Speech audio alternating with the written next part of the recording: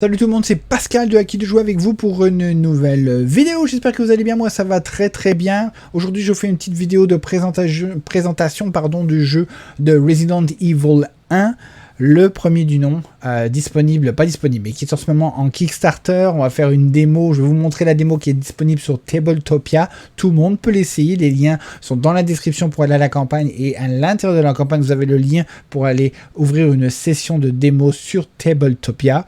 C'est pas mon plateforme préférée pour essayer, je préfère Tabletop Simulator. Je trouve que Tabletopia c'est plus lourd, je trouve c'est plus buggé, je trouve ça moins génial, mais on va faire avec, hein. C'est gratuit, ça nous montre comment ça marche et je vais pouvoir donc vous expliquer un petit peu les mécaniques du jeu qui sont en soi très simples, vraiment très simples. Donc voilà, on va regarder ça ensemble, on va lancer la Tabletopia, regarder la démo, vous montrer les personnages, regarder ce qu'ils font avec tout ça, et puis c'est tout. J'espère que ça va vous plaire. En tout cas, on y va. C'est parti. Générique pourri.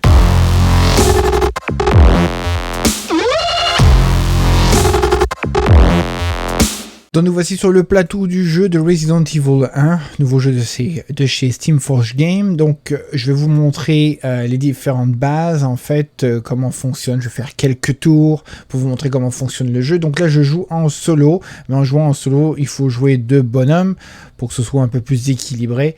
Je n'ai pas regardé s'il y avait un mode pur solo avec un seul bonhomme, mais j'ai un doute là-dessus. En général, ce genre de jeu, je dis ça... je dis rien, mais voilà. Donc je vais y aller avec deux personnages, c'est sur Tabletopia. C'est un prototype sur Tabletopia, bien évidemment. Même si c'est un prototype, ça pourrait être final, mais ce n'est pas final, d'accord. Donc, première chose que l'on va regarder, c'est que on a 4 personnages et on va regarder en fait le différent plateau et les informations qu'il y a dessus. Donc si on va sur le personnage de Chris Redfield, on peut voir qu'ici nous avons son nom, ici nous avons le nombre de dés bleus que l'on lance quand on veut essayer de riposter une attaque faite par un ennemi. Nous avons ici le nombre de items que nous pouvons mettre dans notre inventaire, donc lui est à 6. Et nous avons ici le nombre de jerrycans d'essence que nous pouvons porter sur nous qui n'ont pas de rapport avec la limite de l'inventaire. Bien évidemment. Mais je dis bien évidemment alors que pourquoi hein, je suis capable de porter 4 jerrycans dans mes mains et en plus de tout ce que j'ai dans mon dos. C'est tellement fort, Chris Redfield. Donc voilà. Ici, nous avons l'équipement de base pour le début de l'aventure avec quoi il commence. Donc avec un couteau, un pistolet et un briquet. Tiens, un briquet, des jerrycans d'essence. Intéressant. Les jerrycans d'essence servent à brûler les cadavres parce que quand vous tuez un zombie que vous ne l'avez pas décapité ou explosé la tête, son corps se retrouve par terre et si par mégarde il pourrait arriver que le corps se réanime et un nouveau zombie réapparaisse. Donc voilà à quoi pourraient servir les jerrycans d'essence, pour les faire brûler quand ils sont encore par terre et éviter donc qu'ils ne puissent revenir. Par malchance. Ensuite ici nous avons l'habilité du personnage, donc là il est sharpshooter, ça veut dire que si Chris kill un ennemi et que son attaque inflicte fait plus de 2 ou plus que ça de dommages, ça fait décapitation. Donc en gros, quand on lance les dés avec Chris, si on fait plus de 2 dommages sur l'ennemi, ça lui fait péter la tête. Voilà. Donc pas de corps sur le sol, donc pas besoin de le brûler. Et aucune chance qu'il ne revienne. Et il a aussi l'habilité Survivor, ça veut dire qu'après que Chris a utilisé un item de défense, parce qu'il y a des items des fois qui sont pour l'attaque et des items qui sont spécialement pour la défense, vous ne pouvez rien faire d'autre que vous défendre avec, vous pouvez lancer un dé bleu. Si le résultat du dé bleu est ce symbole-là, vous pouvez retourner l'item dans votre inventaire au lieu de l'avoir perdu parce que vous l'avez utilisé pour vous défendre. Parce qu'en général, quand vous utilisez un item, en fait, il est perdu. C'est une fois, ok? Mais là, vous aurez la possibilité de le récupérer, ce qui n'est pas mauvais. Voilà. Ici, nous avons la fameuse jauge ici, en fait, qui sert à savoir combien on a de balles dans notre pistolet. Donc, c'est spécifique au handgun ammo. Donc, on en a 15. Ici, nous avons notre jauge de vie. Donc, comme vous pouvez voir ici, on a le petit curseur qui nous indique que commence ici à Fine. Il y a plusieurs niveaux. Donc, nous avons Fine, Caution et Danger. En gros, si ça dépasse Danger, vous êtes mort. En fait, inconscient, on va dire, et quelqu'un d'autre pourrait venir vous réanimer, bien évidemment. Si tout le monde tombe inconscient ou à la dernière phase d'un jeu ou même après ça, ben la partie est terminée, d'accord? Ce qu'il faut retenir aussi dans Resident Evil, c'est que c'est un jeu de coopération, vous devez jouer tous ensemble jusqu'à la fin, même pour finir la mission et l'objectif final de la mission. Donc, s'il y en a un qui est inconscient et qu'il y en a un joueur qui y arrive à aller jusqu'à la fin, il va falloir qu'il aille rechercher l'autre pour le sauver et ainsi le ramener aussi à la victoire avec lui. Pas le choix.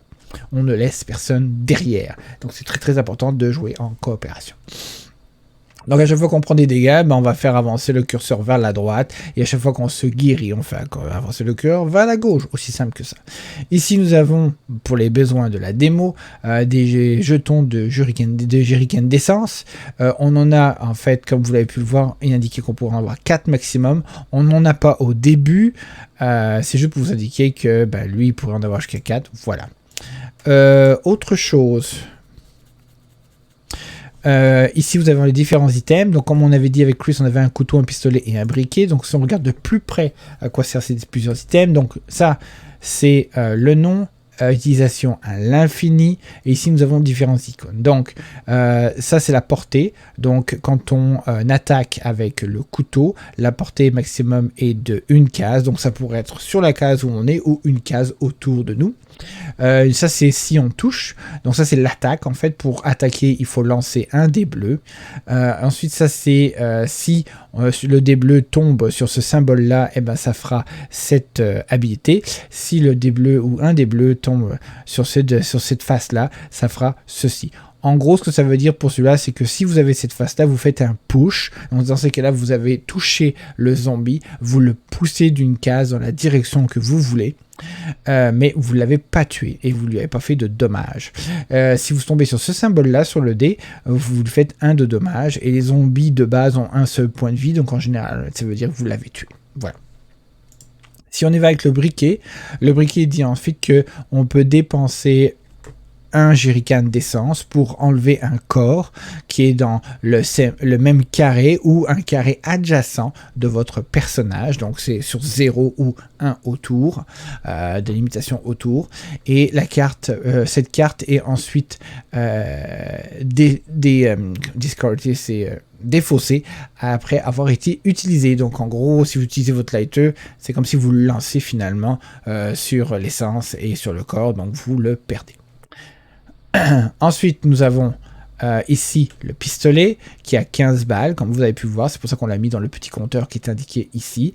Et nous avons aussi, je reviens, les mêmes choses. Donc ici, sa distance est line of sight, donc ça veut dire qu'il n'y a pas de limite de distance. Sa seule contrainte, c'est qu'on puisse le voir dans la ligne de mire, on va dire, la ligne de mire, line of sight, et qu'il n'y a rien qui bloque la vision. Donc ça peut être à l'autre bout de la map si les portes sont ouvertes et qu'il n'y a personne ou il n'y a rien qui coince. Ici donc ça lance un dé bleu pour attaquer. Si vous avez ce résultat, ça fait seulement un push, donc vous le poussez l'ennemi, vous le faites reculer d'une case. Si vous avez ce dé là, vous faites un de dégâts. Maintenant cette arme là a une spécialité. Les armes pourraient avoir des icônes pour avoir des spécialités. Celle-ci, le pistolet, il y a Rapid Fire.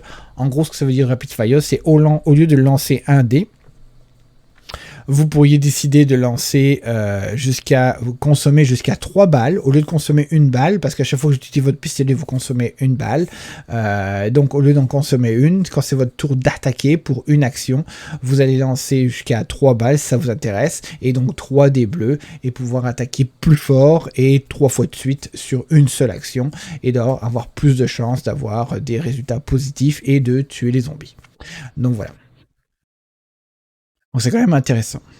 Je dirais pas dans le détail des autres personnages, parce que ça, c'est sûr, on peut jouer aussi avec Jill, puis elle a ses propres choses. Donc tout le monde commence à peu près la même chose, presque la même chose. La seule différence, c'est qu'elle a un spray head ou un head spray.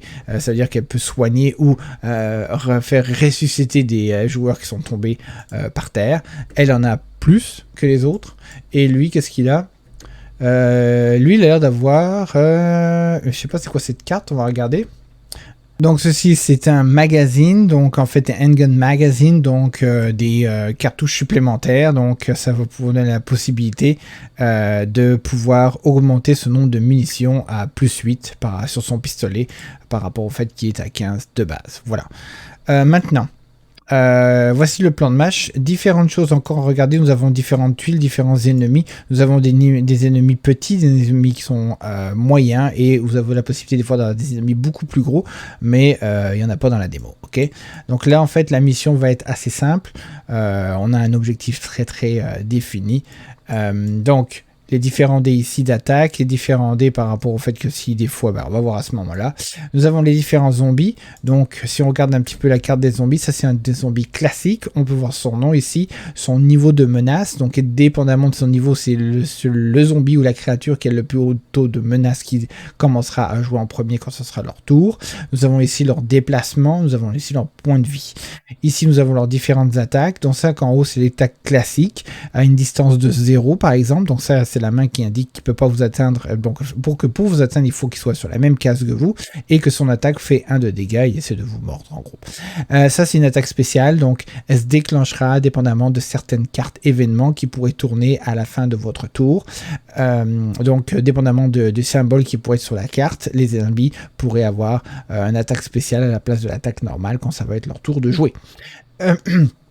Ici, nous avons leur habilité spéciale, donc les zombies écrit Tough Hide, que quand l'ennemi est tué, on le remplace avec un corps, donc c'est le cas où s'ils ne sont pas décapités ou la tête n'a pas explosé, pouf, on le remplace par un token d'un corps, et puis il pourrait revenir. Voilà, nous avons cet ennemi-là qui est un Crimson Head, c'est le même. Visuellement c'est le même, sauf qu'il est un petit peu plus rapide, il a une menace de 3, il a 2 points de vie, et puis celui-là il nous court après. Donc quand il nous tombe dessus, celui-là, il fait beaucoup plus mal avec son spécial, mais surtout qu'il nous court après de façon continue pour essayer de nous chercher. Donc t'as pas envie de te frotter à lui. Et pour la démo, nous avons ce boss-là qui s'appelle The Hunter, et celui-là 4 de menace, 2 de déplacement, 3 de vie, et on verra à ce moment-là si on arrive à tomber dessus. Mais en gros, il fait très mal.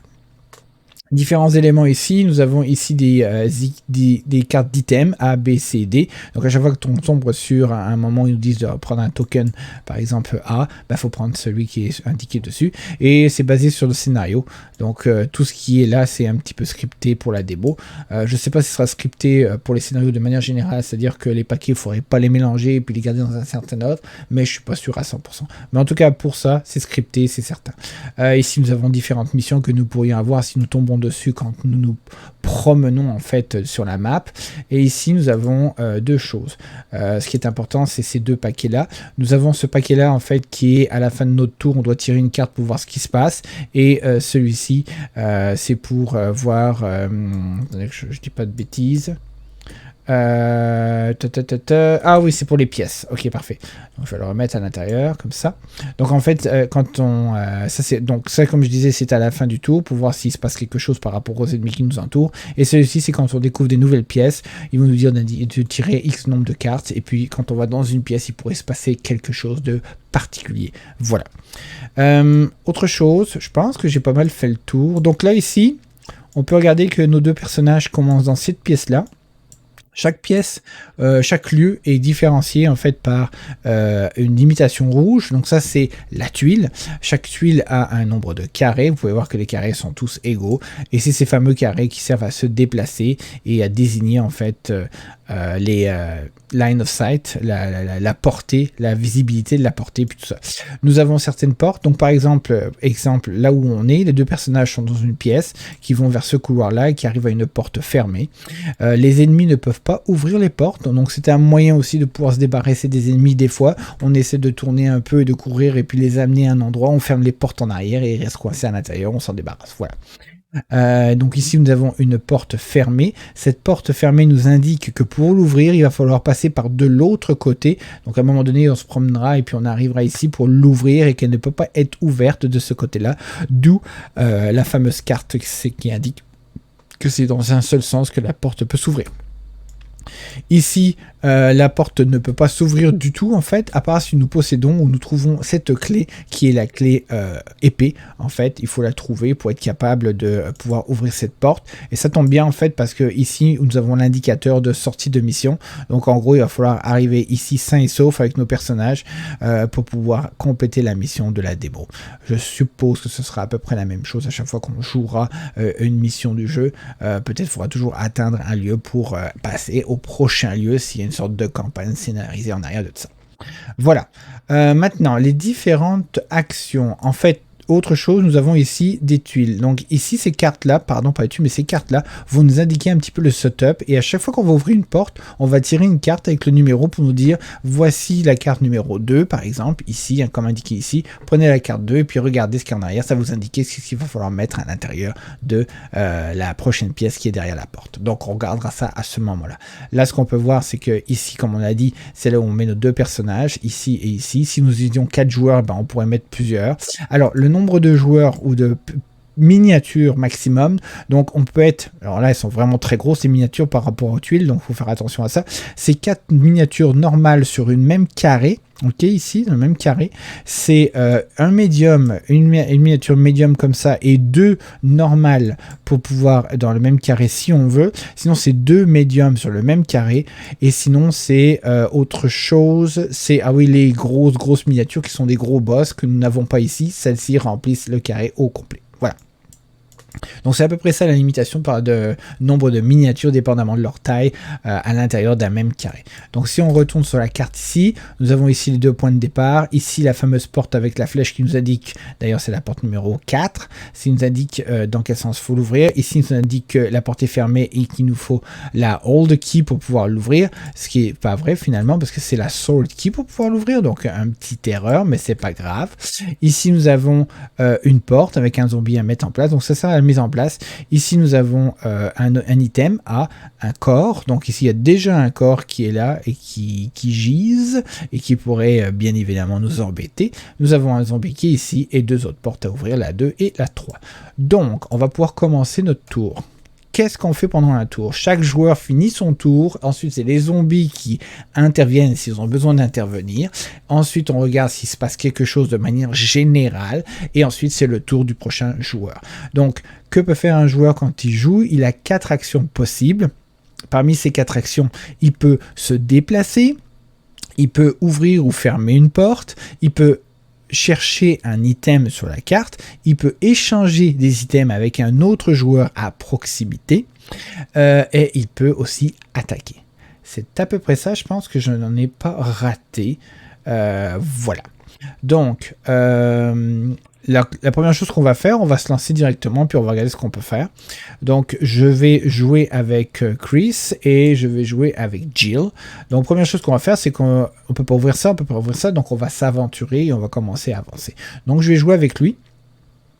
Sachant qu'eux, ils attaquent à niveau 0, il faut que ça veut dire qu'ils soient sur la même case que nous. Donc ce que je pourrais faire, j'ai 4 actions. Donc les 4 actions, je peux faire toutes les actions que je vous ai nommées autant de fois que je veux, 4 maximum. Donc je pourrais, si je veux me déplacer 4 fois et que je veux aller jusqu'ici, donc 3, il va falloir que je fasse 3 actions de move et la dernière action pourrait être ouvrir la porte. Dans ces cas-là, les zombies auront la possibilité de s'approcher de moi, mais ils ne pourront pas attaquer parce qu'ils attaquent seulement s'ils sont collés à moi ou s'ils sont à la distance. Mais s'ils avancent et que finalement, au moment où ils avancent, ils peuvent pas m'attaquer. En fait, ils attaquent d'abord. S'ils peuvent pas attaquer tout de suite, ils avancent. C'est tout.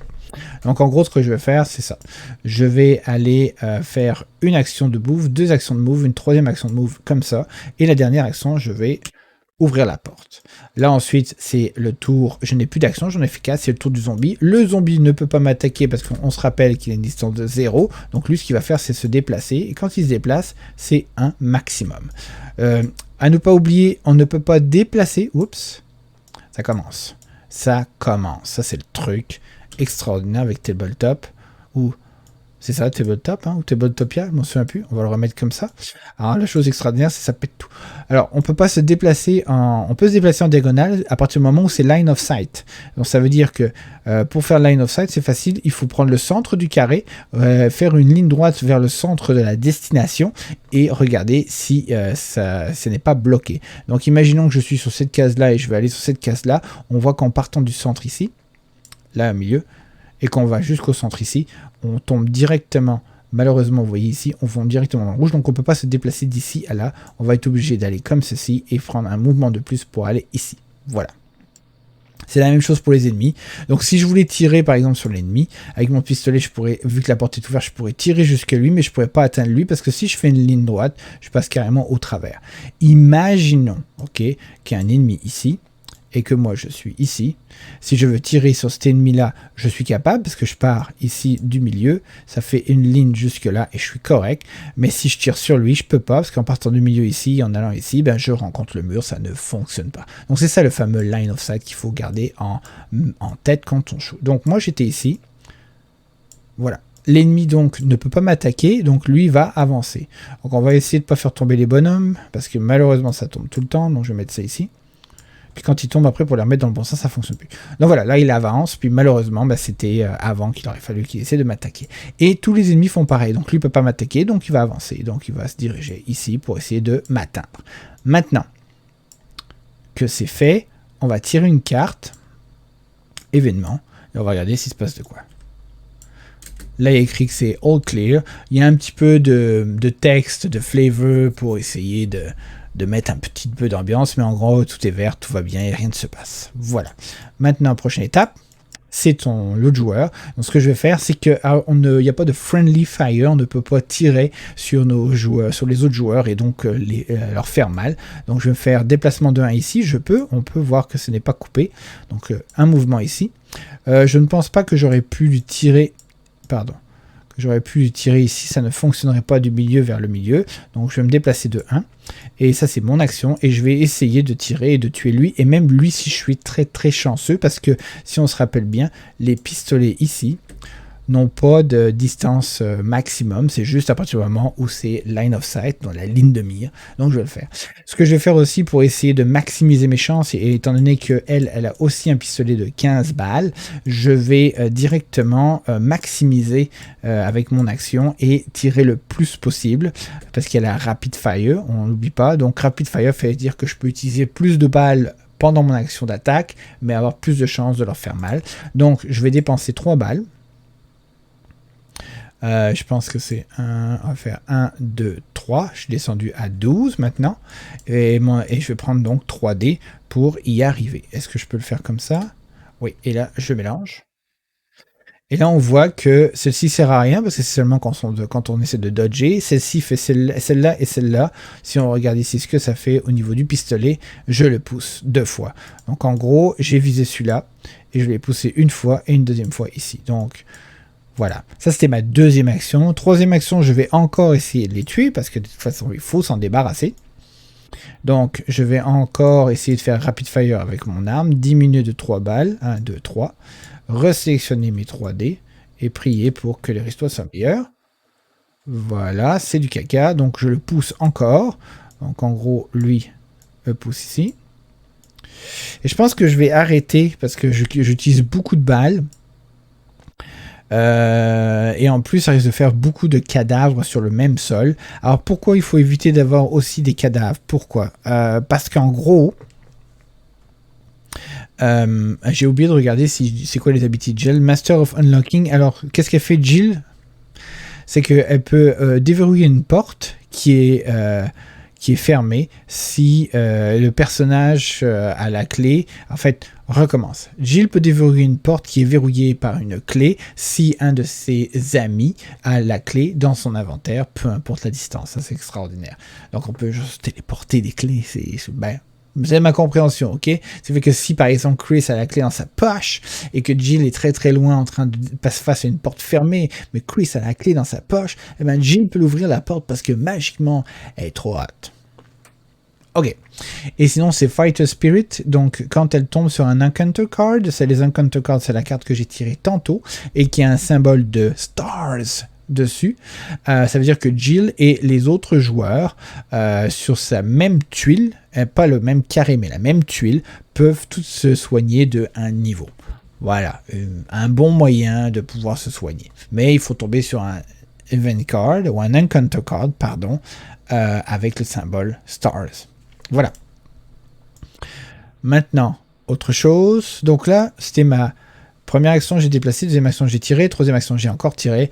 Quatrième action, alors je disais oui, les cadavres. Pourquoi? Parce qu'en fait, à partir du moment où on a plein de cadavres, ils ont peut-être la possibilité de ressusciter. Si c'est le cas, comment ça peut se déclencher? Donc il va falloir tenter notre chance ou notre malchance en lançant ce dé ici.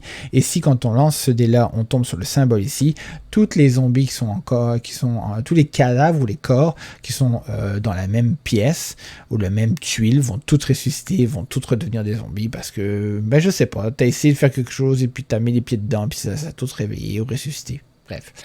Comment cela arrive? Ben, si on finit notre mouvement dans une case, dans un carré avec un cadavre, ben, on va être obligé de lancer les dés et de prier pour que ça tombe pas sur le symbole. Et si on fait une action dans une case avec un corps, c'est pareil. On va être obligé de lancer les dés et puis de prier pour pas tomber sur le symbole. Donc on voit ici avec le corps qui est sur celui-ci, qu'on ne brûle pas, qu'on n'aura pas le choix de faire un test et de regarder si on peut peut-être déclencher ou réveiller un zombie quand on va récupérer l'item ici avec l'action de rechercher. Donc, ma dernière action, je vais quand même essayer de tirer. On va essayer d'en tuer un des deux. Donc, on diminue encore. 1, 2, 3. Malheureusement, on va essayer avec 3D. Go. Ah, 2 dégâts. Je suis quand même plus chanceux cette fois-ci. Donc là, j'ai fait 2 dégâts. Mais j'ai tiré sur un seul ennemi parce qu'il faut choisir l'ennemi sur lequel on tire avant. C'est pas comme si je fais piou, piou, piou, partout sur la même case. Donc des fois il y a des abilities qui font ça. Il y a des armes qui disent que vous pouvez tirer sur plusieurs ennemis qui sont dans la même case si vous avez l'arme spécifique pour ça. Entre autres le shotgun ou le fusil à pompe en français. Ce n'est pas le cas, c'est un pistolet, donc je visais un seul ennemi. Donc il est mort. Et comme il est mort, ben je vais mettre un cadavre à la place. Ici. Voilà, puis on va le mettre là pour pouvoir le récupérer tantôt. On pourrait le mettre carrément avec les autres, histoire de... Voilà. C'était ma dernière action. Donc là, lui, il avance. Parce qu'il est trop loin, il ne peut pas attaquer, donc il avance. Et je tire une carte ici pour voir ce qui se passe. Et là, on voit qu'il ne se passe toujours rien, c'est vert, all clear. Magnifique. Donc là, ce qu'on va faire, c'est le temps de notre joueur. Donc... ce que je vais faire, c'est que je vais carrément essayer de lui tirer dessus, puis on verra bien. Donc, première action, je tire dessus. Je dépense 3 balles pour maximiser mes chances. Surtout que si je réussis, je pourrais peut-être le décapiter si je fais plus de 2 dégâts. Donc, si ça avait été le lancer de Chris tout à l'heure ici, je l'aurais décapité, il n'y aurait pas eu de cadavre. Ça aurait été génial. Donc, on y va. On prend les 3. On lance. Et je le tue. Il y a le symbole ici, donc il meurt. Mais malheureusement, j'ai pas assez fait de dégâts, donc il y a un cadavre ici. C'est super. Les chances quand même de tomber sur le fait que les cadavres se réveillent sont de 1 chance sur 6. Si on est vraiment malchanceux, ça fait seul, mais ben, il faut prendre le risque. Il va falloir que j'ouvre cette porte, et que je continue. Donc ça, c'était ma première action. Deuxième action, je vais ici. Troisième action, je vais ici. Quatrième action, j'ai terminé mon mouvement ici, parce que ma quatrième action, ça va être d'ouvrir ici. Donc ce que je vais faire, c'est que je termine ici, je lance ça, ça va. Maintenant, je vais ouvrir cette porte, donc c'est une action, sur le même ici, donc je lance encore, voilà, et je tourne la porte. En tournant la porte, ça va révéler ce qu'il y a à l'intérieur, donc on se rappelle ici que c'était la porte numéro 2, la carte numéro 2, donc je vais aller chercher la carte numéro 2 ici, et on va essayer d'assembler le tout ici. Oups là. Voilà. Donc, ici, on voit que j'ouvre la porte. Donc, ce serait un petit peu comme ça, si je dis pas de bêtises. Voilà, quelque chose comme ça. Histoire d'avoir quelque chose qui colle. Voilà. Donc là, j'ouvre la porte. Là, j'ai un symbole de carte ici. Donc, quand je vais rentrer dedans, je vais devoir tirer une carte. Je pense que c'est une carte Encounter. Et ici, j'ai un symbole pour un objet A. Donc, on va aller chercher la fameuse tuile. La fameuse tuile ressemble à un carré de 6. Donc un petit carré de 6 qui n'est pas collé. On va dire c'est celui-ci. Les autres sont collés, c'est pour ça. Donc on va les découvrir plus tard, il n'y aura pas besoin de les détacher. Donc, on va aller chercher celui-là. On va le mettre ici comme indiqué. On s'en fiche du côté, elles sont toutes pareilles. Puis on va la coller comme ça ici. Comme ça, on va la coincer pour ne pas la faire bouger. Ici, on met un symbole ici, là, donc ce serait ici. Là où il y a des endroits de spawn, bien évidemment. Donc si on tire une carte tantôt, il nous dit se faire spawner 3-4 zombies. Ce sont les endroits de spawn indiqués ici. Donc là, on va mettre un élément numéro A. Ici, qu'on pourra aller chercher. Donc, j'ai fini, c'est ma 4e action, ça s'arrête là. Maintenant, je vais avec elle. 1, 2, 3, 4. Je finis mon tour ici avec un corps. Donc, je tire et... Ah! Voilà, je suis tombé dessus. Donc, malheureusement, on va enlever ça. On va y mettre un zombie. On va enlever ça. Et aussi celui-ci. Parce que c'est tout dans la même case. Et on va y mettre des zombies. Pourquoi pas, hein? On s'ennuyait. Voilà. Donc là, on est nombreux. C'est à lui de jouer. C'est aux zombies de jouer. Lui, il peut m'attaquer. Donc, lui, il m'attaque. Quand il m'attaque, il me fait un dégât. Comme indiqué ici, à moins qu'il y ait un symbole. Non, il n'y a pas de symbole en bas de cette carte-là, donc je fais une attaque normale. Donc je peux essayer de la contrer. Donc elle, pour la contrer, c'est 2 dés ici de bleu. Donc je prends 2 dés bleus et j'essaie de faire des symboles. Malchance, donc en gros, j'ai rien bloqué du tout. Il aurait fallu que je fasse d'autres symboles. Donc je me prends un dégât dans la face. Donc elle, ici, prend ici un petit coup dans la gueule. Eux ne peuvent pas... Alors, eux, ils focusent toujours sur le joueur qui vient de jouer, d'accord? C'est ça qui est important. Donc, elle va ici. Et lui, il se déplace ici. On avait dit 4, on a atteint le maximum. Voilà. Alors, si je décide... Donc là, c'est fini pour ce tour-là. On va essayer d'y aller avec lui. Si je décide de... comment ça s'appelle? D'avancer, de partir, les ennemis vont essayer de me faire une attaque quand je vais essayer de m'enfuir, donc on va essayer plus de s'en débarrasser. Lui, il a quand même pas mal de balles ici, donc je pourrais essayer de maximiser. Je pourrais y aller au couteau aussi, sauf que le couteau, c'est juste un seul dé. Et il faudrait que je tombe bien évidemment sur le power pour pouvoir le tuer, ou sinon je les pousse. Je peux essayer. Donc là, ce que je vais faire, c'est que j'ai quand même assez de balles, je vais dépenser des balles. 1, 2, 3. Ma première action, ça va être tirer dans le tas, et on va essayer de se débarrasser d'un de ces deux-là. Voilà. Et là, ben en fait, je le tue. Mais je fais pas 2 dégâts, j'en fais qu'un seul. Donc là, je peux en prendre un, et puis bye bye. Et ça fait un cadavre. Voilà. Deuxième action, je vais encore essayer avec mes 1, 2, 1, 3. C'est bon.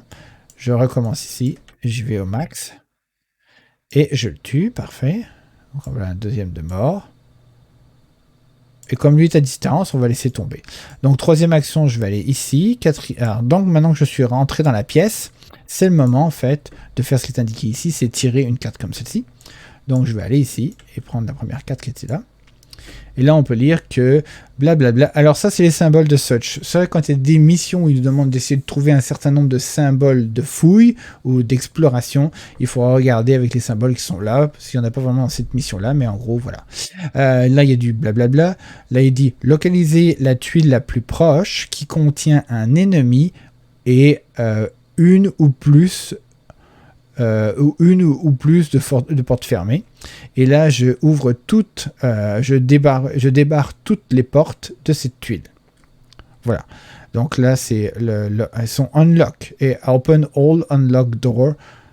Donc si les portes sont pas barrées, je vais devoir les ouvrir. Donc en gros, trouver la tuile qui est la plus proche, trouver la tuile la plus proche qui contient un ennemi et ouvrir les portes qui sont déverrouillées. Donc en gros, on voit ici, j'en ai pas, mais ici j'en ai, donc je vais déverrouiller ça parce qu'il y a un ennemi. Si je l'avais tué, j'aurais pas eu cet événement-là, mais je l'ai pas tué. Donc j'ouvre cette porte. En allant sur cette porte-là, on peut voir que c'est le numéro 3. Donc je vais aller chercher la carte numéro 3 ici. Là, on va la poser par là. On va essayer de faire coller les affaires. Peut-être comme ça.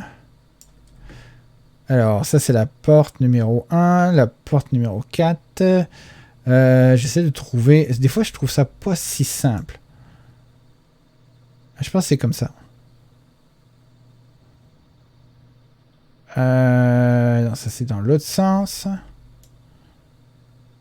C'est vraiment pas évident. On va essayer de s'y retrouver. Donc ça mène à la porte numéro 1. Ça mène à la pièce numéro 1. Donc je pense que c'est ça qu'il faut qu'on prenne. Tac, tac, tac, tac, tac. Donc en gros, ce serait... quelque chose comme ça peut-être? Ou plus comme... Ah, je l'avais je pense. Comme ça. Quelque chose comme ça. On arrive par là, puis ça fait ça. Donc là, je vais aller chercher cette fameuse tuile tout attachée, qui ressemblerait à quelque chose comme ça. On commence par un 6, avec une sorte de L bizarre et un autre 6 collé. Donc ça, avec L bizarre et un autre 6 collé, voilà. On prend ça. On va décaler ça, parce qu'on n'a pas besoin. On va mettre ça ici. Comme ça.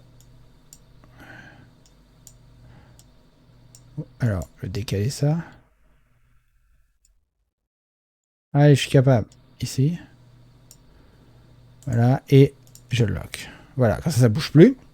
Et qu'est-ce qu'on voit ici? On voit ici que si je rentre dedans ces deux cartes, là il y a un objet B. Donc on va mettre un objet B ici. Nous avons ici un autre objet B. Donc on prend un autre objet B ici. Nous avons aussi deux cartes ici et un troisième objet B. Quelque chose comme ça ici, je pense. Voilà, dans ce coin-là. Et ici, nous avons la porte 4, la porte 4. Donc nous avons une porte, une porte. Donc on va prendre une porte pour aller ici. Nous allons prendre une porte tournée.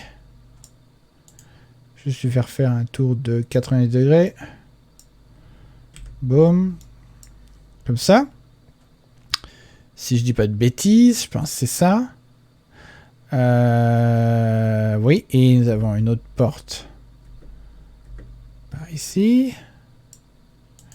On va faire tourner ça comme ça. On va la mettre ici ou c'est ici? C'est plus ici. Et nous avons une porte là et une porte là. Parfait. Donc on prend encore une autre porte. Une porte là et une porte là. Voilà, quelque chose comme ça? Non. Ici, celle-là. Voilà. Quelque chose comme ça. Donc elles sont ouvertes. Donc quand on va rentrer dedans, ben, il se passait des choses. Est-ce qu'il y avait des zombies prédéterminés là-dedans? Il n'y en a pas. Non, ça va sûrement se déclencher quand on va rentrer dedans. Voilà. Donc c'était première action, j'en ai tué un. Première action, je suis arrivé ici. Il me reste une action. On va aller ici. Voilà. Donc, action des zombies. Lui, il essaie d'approcher. Et ah non! Pfiou. On va le mettre là. Et puis il attaque pas. Il attaque pas lui, il attaque mais il peut pas. Donc voilà, ça s'arrête là. Là, je vais tirer une carte ici. Au clair, toujours vert, tout va bien. C'est son tour à elle. Elle va essayer d'aller ici. Alors, ce qu'on va faire, c'est que je vais faire première action, deuxième action. Ah non, je vais essayer de le tuer d'abord. Alors en essayant de le tuer ici, malheureusement, on va être obligé de faire deux fois ça. Mais la première action, je vais essayer de le tuer. 1, 2, 1, j'étais à 1, 2, 3. Maudite souris. J'en prends 3 et... Yes, il est mort. Voilà, donc lui il meurt. J'y mets un autre cadavre. Donc j'ai dû faire une action avec 2, donc on y va. Une fois. Oh non. Je suis vraiment pas chanceux. Donc...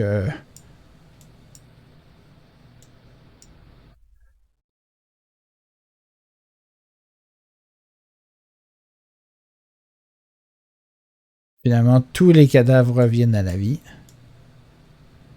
L'enfer. L'enfer. Même pas besoin de refaire d'autres. Ça a tout annulé. Donc voilà.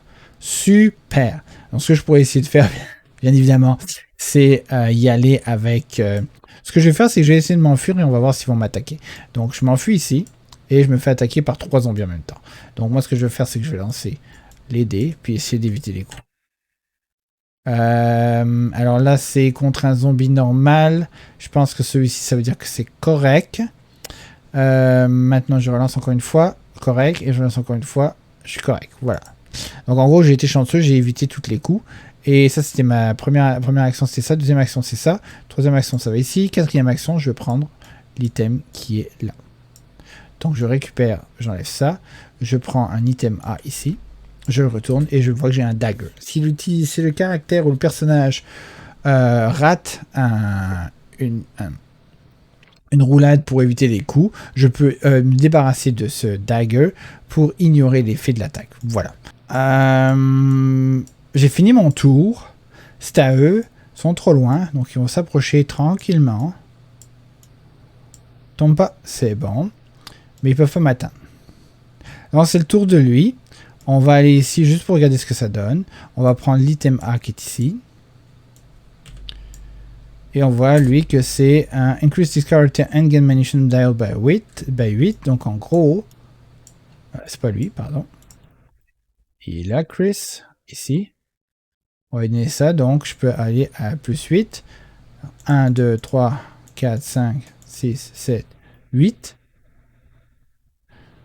Voilà. Je me retrouve à avoir remis des nouvelles balles. Et voilà. Et les autres actions, bah, vous les connaissez. Voilà, on va pouvoir continuer. Donc, c'est pas mal ça le jeu en fait. Ça se répète de cette façon-là. Vous faites vos actions, vous regardez les zombies qui essaient de vous attaquer, vous regardez s'il va se passer quelque chose.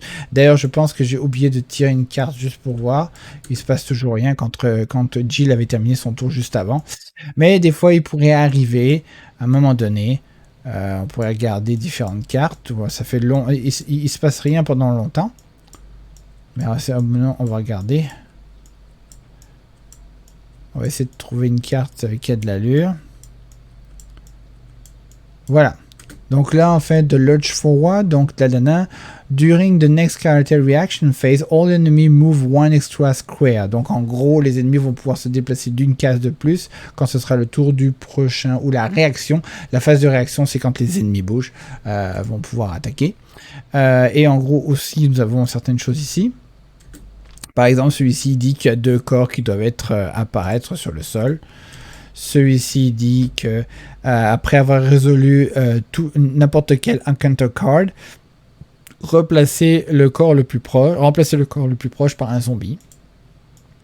Donc plus on avance, plus il va se passer des choses. Là, un zombie de plus, un zombie de plus, un corps de plus. Là, c'est la même chose. Là, c'est un corps de plus. Et à la fin de la tension du caractère, de la phase de tension, remplacer tous les corps qui sont sur la tuile par un zombie. Voilà, donc en gros c'est pas mal ça, puis on avance, on découvre, on regarde les objectifs, il y a des missions secondaires qui apparaissent, des fois on n'est pas obligé de les faire, mais pour l'exemple dans cette démo, on aurait la possibilité avec une mission secondaire ici d'aller découvrir un personnage qui traînait dans le commissariat et qu'on pouvait essayer de aider, et si on l'aidait, ça faisait un personnage qu'on récupérait peut-être pour la prochaine mission, et donc nous donnait la possibilité d'avoir un personnage de plus pour le scénario, on va dire. Et donc voilà, donc ils indiquaient comment ça marche. Voilà, donc nous avons différentes missions. Donc comme je le dis, ce ne sont pas des missions qui sont obligatoires, elles sont facultatives, mais ça peut être le fun si on est capable de pouvoir les résoudre pour nous donner des bonus supplémentaires pour les prochaines missions qui avancent dans la campagne. Voilà, donc j'ai pas mal fait le tour de comment fonctionne le jeu. C'est assez simple et basique. Il n'y a pas vraiment de choses très très compliquées. On peut voir que sur les dés, il y a seulement un seul dé de réussite de toucher, un seul dé de réussite pour les actions secondaires comme pousser les ennemis ou autres, et sinon c'est beaucoup de phases pour essayer d'esquiver les attaques des ennemis, et dépendamment de l'ennemi, ça prend des symboles spécifiques pour éviter leurs attaques. Les zombies classiques, c'est des petits symboles, mais des fois pour les zombies moyens, il faut avoir plus que ça au niveau des demi-cercles pour être capable de pouvoir éviter des attaques. Voilà, c'est ce genre de choses là. Donc voilà, je pense que j'ai fait le tour de pas mal toutes les icônes, tous les petits jetons, voilà, donc oui, je pense que j'ai fait le tour. On n'a pas trouvé la clé, mais vous aurez compris dans le scénario qu'il y a des clés qu'on va pouvoir trouver parmi les objets, sûrement B qui sont là, et on va pouvoir déverrouiller des portes, faire le tour, se promener, revenir par ici et essayer de s'enfuir une fois que c'est fait. Voilà, c'est tout. Donc voilà, la vidéo est terminée, j'espère que cela vous aura plu. Si c'est le cas, vous savez exactement quoi faire. Attendez, ça me gratte derrière l'épaule. C'est bon. Donc vous savez exactement quoi faire. Vous faites un pouce, vous abonnez, vous faites la cloche. C'est toujours les mêmes choses, c'est facile. Faites un pouce, vous abonnez, faites la cloche, bing bang boom, facile. Donc voilà. Alors, qu'est-ce que je pense de Resident Evil 1? Si vous me le demandez, vous me le demandez. Hein? Non, vous ne me demandez pas, c'est pas grave, je vous donne mon avis quand même. À première vue, je vois pas quelque chose de révolutionnaire. Ok, j'ai pas joué au 2, j'ai essayé la démo du 3 qui était sur Tabletopia aussi. C'est très similaire, hein, bien évidemment. Oui, d'accord, ça sort le classique du jeu vidéo Resident Evil 1 pour ceux qui ont aimé. Oui, ça nous inspire, ça nous met à l'intérieur. C'est pour les nostalgiques, pour ceux qui ont vécu ça. C'est vraiment cool. Maintenant, les mécaniques sont vraiment simples. Le fait de devoir lancer des dés pour faire nos actions d'attaque, on va dire, parce qu'on n'est pas obligé de lancer des dés pour toutes les actions, ça me gratte encore, hein, mais peut-être des puces. Mais en gros, faut lancer des dés pour l'attaque. Le fait de, quand on attaque, on a une seule chance de réussite sur un dé de 6 pour pouvoir leur faire des dommages. Quand on n'a plus de balles et qu'on est obligé de se battre au couteau et que c'est juste un dé qu'on lance à chaque fois, ça pourrait vite rater toutes ces dés avec une seule chance sur 6 à chaque fois. Une seule chance sur 6 à chaque fois. Ça pourrait être très dommage de rater un tour au complet avec 4 actions ratées et donc de ne pas tuer un zombie. Voilà. Donc... Puis en plus, le fait de laisser des cadavres par terre, ça rajoute de la tension parce qu'il va falloir essayer de ne jamais rester sur une case avec des cadavres pour éviter de prendre la chance ou de prendre la chance de pouvoir refaire vivre les zombies parce qu'on a raté notre coup quand on a fait ça et qu'on a trébuché dessus puis ça les a réveillés. Bref, voilà. Donc, mais les mécaniques sont très très simples. Comme je dis, je vois rien de révolutionnaire. Rien qui fait en soi que moi, je sois attiré par le fait de vouloir pledger le jeu. Le jeu sera pas disponible en français, laissez tomber, ça n'arrivera pas. C'est pas si grave non plus, je l'espère. Il y a quand même du texte, il y a quand même un petit peu, il y aura une campagne, hein, donc il y aura quand même un petit peu de textuel pour essayer de mettre dans l'ambiance. Mais c'est ça, donc oui, ça peut, si c'est pas en français, c'est un petit peu dommage, c'est sûr.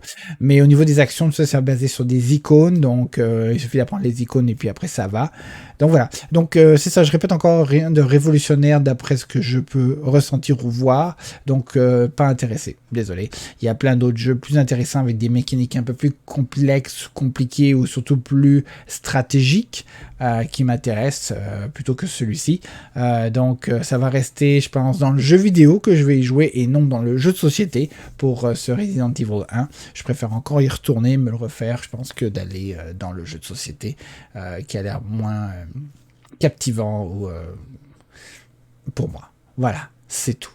Je vous laisse, c'est tout. Je vous laisse avec 2 autres vidéos qui apparaissent sur l'écran en ce moment, qui proviennent de ma chaîne. N'hésitez pas à les regarder si vous vous ennuyez. Moi, ça m'aide à monter dans les statistiques de YouTube pour être beaucoup plus visible.